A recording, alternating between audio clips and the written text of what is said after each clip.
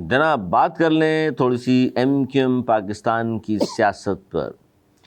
अच्छा जी, मुस्तफ़ा कमाल साहब ने एक तो ये कहा कि हमें मीडिया से पता चला कि इंटर पार्टी इलेक्शन 20 साल ड्यू हैं, हमें इतनी मीटिंग्स होती थी, कभी नहीं कहा गया कि 3 नोटिस आए हैं और सारा कुछ हो रहा है। अच्छा चलें, वो कह रहे हैं 6 महीने का, चलें दे दिया टाइम, अब 6 महीने में कराने। तो वो ये कह रहे हैं कि जी हमें पता ना चलता तो फिर तो धांधली हो जाती बड़े पैमाने पर। अब ये जाहिर है अपनी पार्टी पे इल्ज़ाम है। उसके बाद मुस्तफ़ा कमाल साहब ने आज ये कहा है कि चेयरमैन खालिद मकबूल सिद्दीकी साहब से कि मरकज़ी कमेटी का इजलास बुलाएं, मुतालबा कर दिया उन्होंने, क्योंकि मरकज़ी कमेटी का वो इजलास नहीं बुला रहे। ज़ाहिर इजलास बुलाएंगे तो सारे मसाइल डिस्कस होंगे, वो इंटर पार्टी इलेक्शन कराने क्या कर रहे हैं, क्योंकि वो जो वोटर लिस्टें जो बन रही हैं या कारकुनान के हवाले से परफॉर्मा जारी किया गया उनकी जानिब से, उसमें भी धांधली की शिकायत मुसलसल आ रही हैं और इस तरह की मुबैना तौर पर ऑडियोज़ भी आ रही हैं सामने को, क्या क्या लोग बात कर रहे हैं। एक तो ये मसला बड़ा अहम हो गया पार्टी में इंटर पार्टी इलेक्शन का कि जनाब किसने आना है, क्या आना है। फिर दूसरी तरफ फारूक सत्तार साहब वो ये कह रहे हैं जी पीपल्स PPP ने कराची को 16वीं सदी का पेरिस बना दिया है, और वो ये साथ साथ ये भी कह रहे हैं PPP को भगाओ कराची बचाओ। वो कह रहे हैं ये मुहिम हम शुरू करने लगे हैं कि अब तक PPP है, कराची का हाल यही रहेगा, कराची को बचाना है, पीपल्स पार्टी को यहाँ से भगाना है।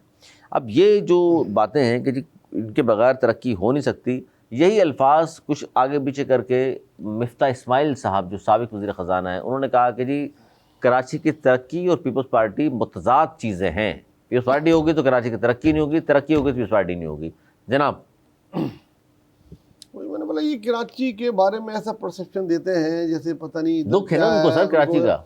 हालांकि कराची बेहतरीन शहर है, बेहतरीन रेवेन्यू जनरेट करके दे रहा है आपको। इसको मेगा प्रोजेक्ट की ज़रूरत है, इसको मज़ीद फ़ंड की ज़रूरत है, इस पर मज़ीद काम करने की ज़रूरत है, लेकिन ऐसा नहीं है जैसा ये बोलते हैं।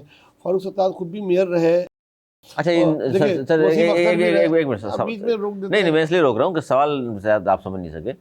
इन दोनों अशखास ने कराची के बारे में कुछ नहीं कहा, पीपल्स पार्टी को हर पे तनकीद बनाया है कि वो ये कह रहे हैं फारूक सत्तार साहब कि इस पीपल्स पार्टी को भगाना है अगर कराची की तरक्की करनी है। वो भी ये कह रहे हैं कि तरक्की और पीपल्स पार्टी दोनों साथ नहीं चल सकते, दोनों का मौक़िफ़ पीपल्स पार्टी के ख़िलाफ़ है कि इनके होते हुए कराची तरक्की नहीं कर सकता, फोकस पीपल्स पार्टी। हाँ, क्योंकि दोनों की जो सियासत है वो भी कराची से ताल्लुक़ रखते हैं, वो भी कराची से ताल्लुक़ रखते हैं। मुफ्ती इस्माइल को कभी मौका नहीं मिला, एक दफ़ा मौका मिला, नून लीग की तरफ से था और उनको थोड़े दिनों में फारिग कर दिया गया उनके इन्हीं ख्यालात की वजह से, माफ़ कीजिएगा। और फारूक सत्तार की मैं बात कर रहा था कि फारूक सत्तार ने तो ट्रेन मिस कर दी। जब बल्दियाती इलेक्शन हो रहे थे तो उनसे पूछो क्यों बाइकाट किया, क्या वजूहात थी जो बाइकाट किया आप लोगों ने। लड़ते ना इलेक्शन, आते ना, बनते ना पहले मेयर। और अब जब पहले ये खुद मेयर थे, उनके बाद वसीम अख्तर थे, उनका मुस्तफ़ा कमाल थे, कौन सी दूध की नहरें उन्होंने बहा दी। खुद उन्हीं की पार्टी के लोगों ने, खुद उन्हीं ने बोला है कि बेड़ा गर्क कराची का MQM ने किया है, मगर वो अल्ताफ पे डालते हैं कि उनकी MQM ने, हमने नहीं किया। तो भाई ये जो कुछ भी इधर जितने भी आपको बड़े प्रोजेक्ट नज़र आ रहे हैं ये पीपल्स पार्टी की देन है जो है, मगर मज़ीद और बहुत काम करने की गुंजाइश है और करना चाहिए और कर रहे हैं। लेकिन ऐसा नहीं है कि वो पीपल्स पार्टी को हटा दो तो भाई कोई जादू की छड़ी ले आएंगे और वो कर लेंगे। हैं तो आओ, ऐसे तुम्हारी मर्जी से नहीं हटेंगे, वोटों से हटेंगे। आओ इलेक्शन लड़ो, वोट लो, आ जाओ, फिर करके दिखाओ। अच्छा, जमात इस्लामी के बाद आधा कराची है, बड़ी बड़ी बातें करते थे। आज वो क्या, उनके टाउन में दिखा दो, कोई एक टाउन उनका दिखा दो यार। बल्कि उनका तो मोटिव ये है कि ये फेल होंगे तो हम अगली बार पास होंगे। जिस जमात का ये वो हो कि काम नहीं करो, अरबों रुपए उनके पास पड़े हों अकाउंट्स में और वो नहीं लगा रहे हों गलियों में, नॉर्थ नाज़ाबाद में, गुलशन में, इधर उधर, तो अच्छा, आपने जब उनसे पूछो तो वो कहते हैं भाई इनको फेल करना है, ये फेल होंगे तो हम पास होंगे। जब ये मोटिव हो तो फिर कराची के लिए क्या आप करेंगे। 9 जो टाउन है जमात इस्लामी के पास, उनमें जाने का इत्तफाक हुआ, आपने क्या देखा वहाँ सर? तरक्की बिल्कुल नहीं हो रही, काम नहीं कर रहे। देखिए उनकी वो मेन रोड है जो जो बन रही है, जो जिसको पीपल्स पार्टी ने जो बनाई है। अगर आप चले जाए नॉर्थ तो शाह नूर जहाँ है या नहीं, या जो नो टाउन के पास है, जो उनके टाउन में आती है, मगर टाउन में गलियां हैं ना अंदर की, वो बनाए ना, क्यों नहीं बनाते यार। वो है, कचरा साफ किया है पीपल्स पार्टी ने। इंतहाई गंदा टाउन होता था नॉर्थ नाज़ाबाद, शिप ओनर्स के पास देख ले, उसके बाद वो डॉक्टर शाह का ग्राउंड था, उसके पास कूड़ों की आधी आधी रोड भरी होती थी। अब इतना सा कूड़ा उधर आपको नहीं मिलेगा। इसी तरीके से लंडी कोतल जो है वो उधर आप देख लें, नॉर्थ नाज़ाबाद का ये 5 स्टार चौरंगी के बाद देखिए सब साफ़ है और नई रोडें, और जो बस चल रही है उसकी वो उसमें 15 मिनट में पहुँच जाते हैं सदर और उसमें। मगर जो अच्छी चीज़ है उसको कोई नहीं कहता। हाँ, वो जो यूनिवर्सिटी की रोड नहीं बन के दे रही, सारा का सारा वहाँ है। मैं नहीं उसको डिफेंड करता, ना मैं कर सकता हूँ उसको डिफेंड। उस प्रोजेक्ट को कंप्लीट जितनी जल्दी कर सके इतनी जल्दी अच्छा है पीपल्स पार्टी वालों के लिए। लेकिन साइड फारूक की रोड सत्तार साहब बनाना ने ये गलत कहा है, इसका मतलब है? बिल्कुल गलत का है, और मिफ्ता भाई गलत फरमा रहे हैं? बिल्कुल गलत फरमा रहे हैं। अच्छा जी, पीपल्स पार्टी मुस्तफा कमाल देखिए, साहब कोई को भी बड़ा पार्टी की ये नहीं होती कि उसको पता है कि उसके पास एक ही शेयर बड़ा है और सिंध का वो काम ना दारुखिलाफा है और पाकिस्तान का दारोमदार इस शहर पे है और उसको जान के काम नहीं मुस्तफा करे। कमाल साहब के तहफ़्फ़ुज़ात पे आ जाएं जो खालिद मकसूदी या पार्टी से उनके।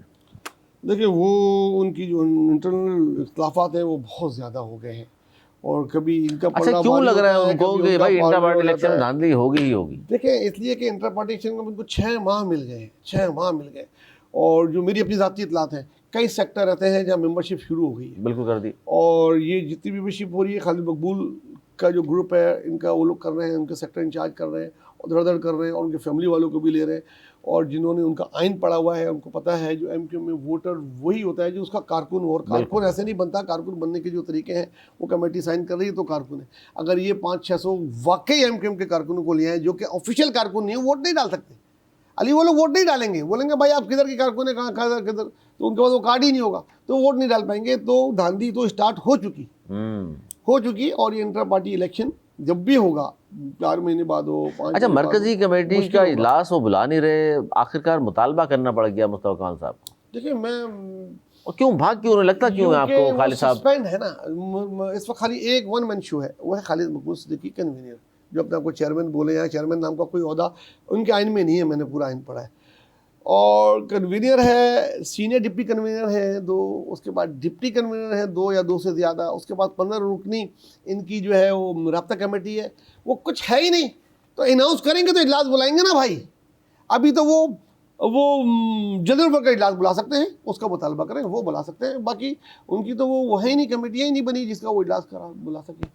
नहीं, एक मरकज़ी कमेटी उन्होंने बनाई थी और 11 रुकनी, उसके बारे में वो कह रहे हैं कि भाई उनका इजलास ही बुला लें ताकि जो मामलात हैं पार्टी के हवाले से, अंदरूनी जो खलफशार चल रहा है पार्टी के, ज़ाहिर है वो सही कह रहे हैं कि मरकज़ी कमेटी इजलास होगा तो वो सारे मामलात बीच में रखे जाएंगे।